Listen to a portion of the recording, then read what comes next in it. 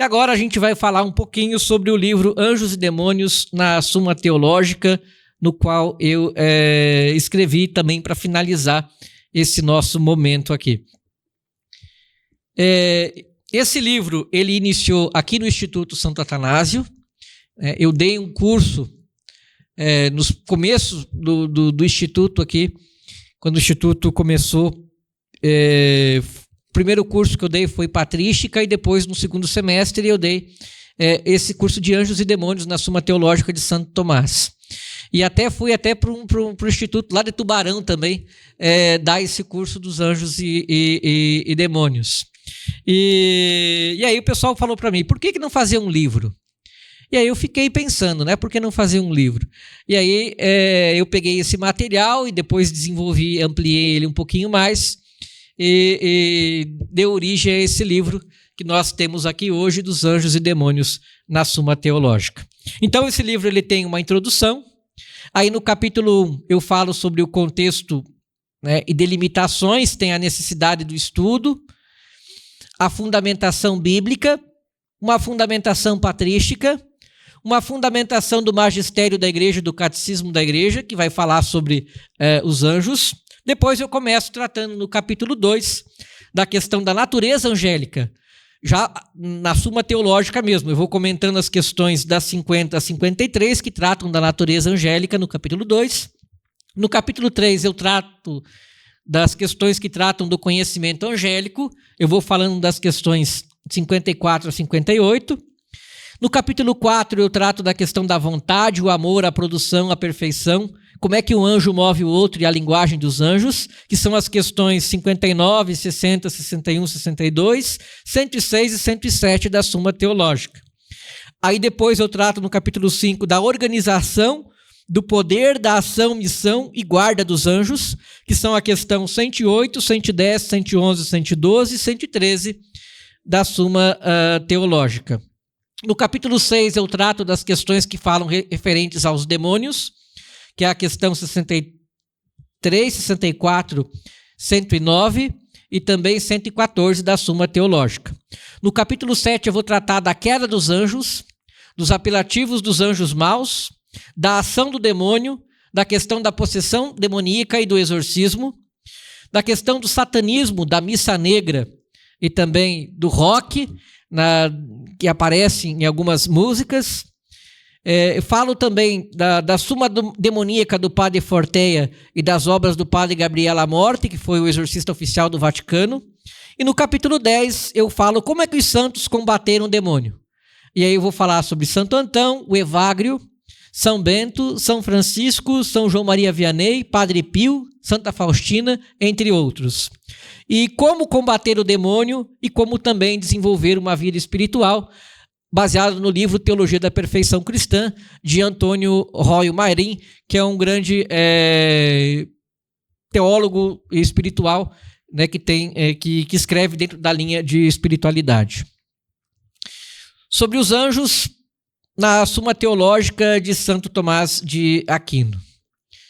Então, a base da Suma Teológica, né, primeira parte, questão 1, questões 50 a 62 e 106 a 113. Os objetivos: entender o que são os anjos segundo Santo Tomás, estudar sua natureza, conhecimento, vontade, hierarquia, ministério e relação com os seres humanos, refletir sobre a importância dos anjos na economia da salvação.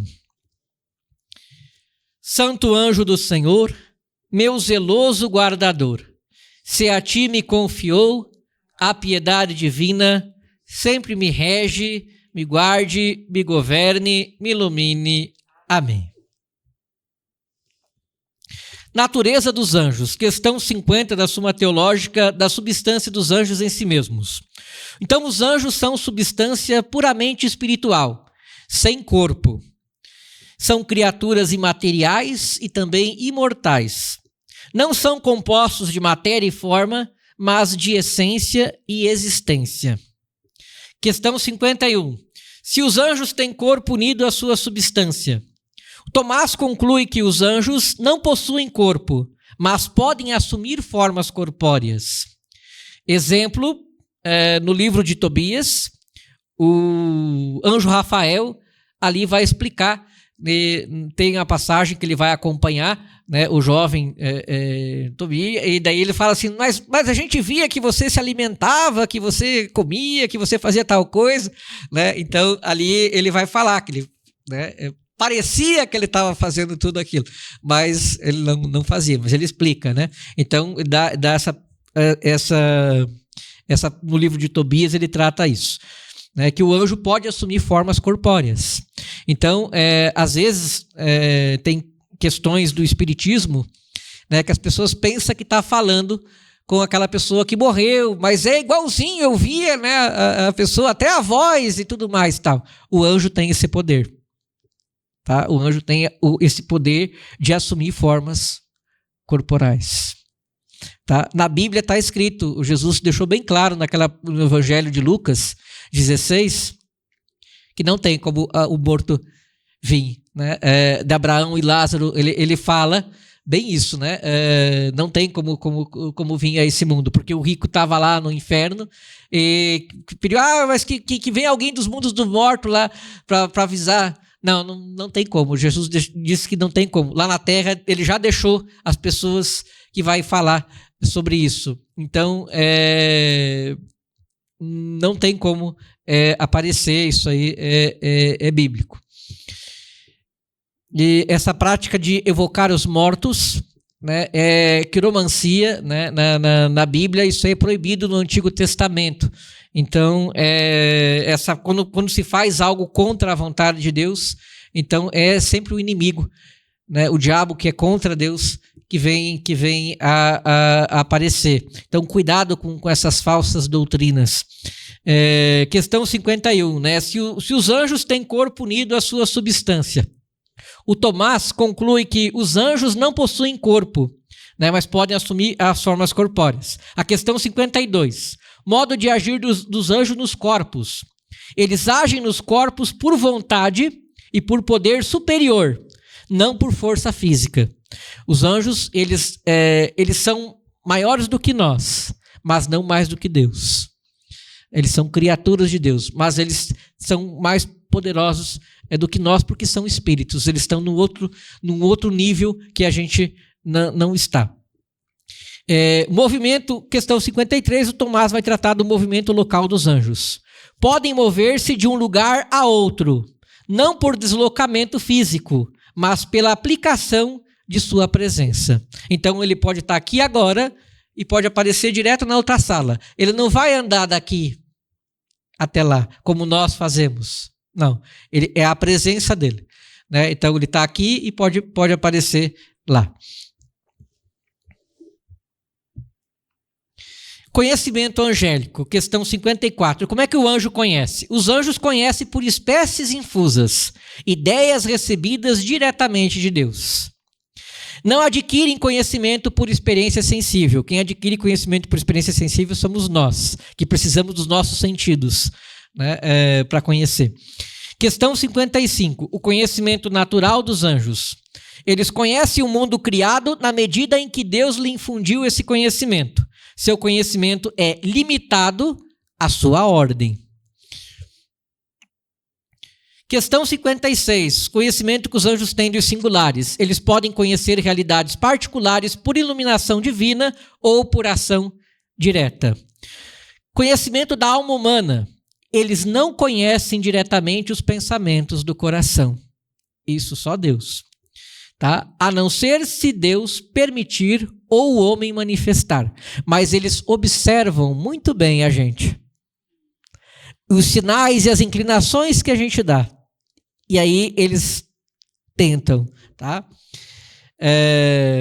Questão 58. Se os anjos têm conhecimento discursivo. Diferentemente do humano, o conhecimento angélico ele é intuitivo. Ele não necessita de raciocínio passo a passo. Então, nós é que temos o conhecimento discursivo, não o anjo. A gente vai fazendo o raciocínio passo a passo. O anjo não. Vontade e livre-arbítrio dos anjos. Questão 59. Se no anjo há vontade. Sim, pois todo ser intelectual tem vontade. A nossa alma também tem vontade.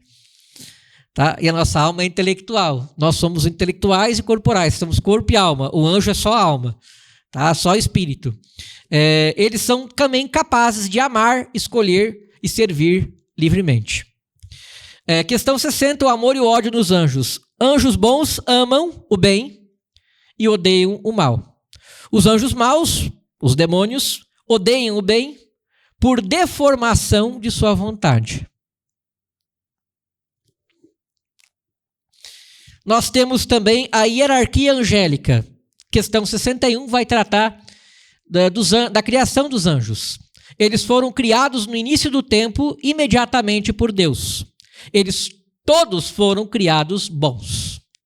Alguns caíram por orgulho, que são os anjos maus. Por orgulho e por inveja. Orgulho porque o demônio queria se assentar no trono de Deus, ocupar o lugar de Deus, e por inveja de nós, que fomos criados à imagem e semelhança, e os anjos não. Tá? Questão 62. Perfeição e bem-aventurança dos anjos bons. Eles alcançaram a visão beatífica por mérito e graça, e permanecem confirmados no bem. Na questão 106 e 107, o movimento e hierarquia angélica. Os anjos se movem por iluminação. Os superiores iluminam os inferiores. Existe uma hierarquia. Existem 9 coros angélicos que são divididos em 3 hierarquias. Da primeira hierarquia são os que estão mais próximos de Deus. São os serafins, querubins e os tronos. A segunda hierarquia são as dominações, as potestades e as virtudes. E a terceira hierarquia são os principados, são os arcanjos e são os anjos da guarda de cada um de nós. O mistério dos anjos. Temos a questão 108, que vai tratar também dessa classificação da hierarquia e do mistério dos anjos bons. Eles ajudam na execução da vontade divina no mundo. Eles protegem, instruem e anunciam. A questão 110, o modo como os anjos agem sobre os homens. Eles iluminam o intelecto, inspiram o bem, fortalecem na luta espiritual. Função do anjo da guarda. Cada homem possui um anjo da guarda. Então, toda pessoa, quando nasce, né, cada homem, cada mulher e cada ser humano possui um anjo da guarda. Eles protegem desde o nascimento até a morte.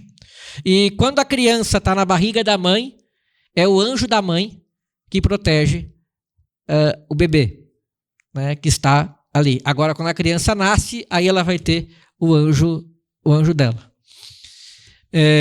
Questão 112 e 113. Ação dos anjos na conversão e guarda do homem.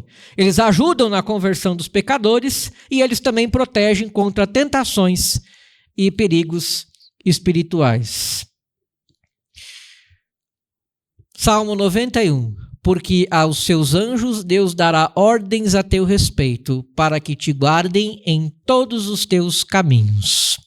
Anjos de Deus, que servis diante do trono do Altíssimo, ajudai-nos a viver na presença de Deus. Santos anjos da guarda, sede nossos companheiros e defensores. Amém.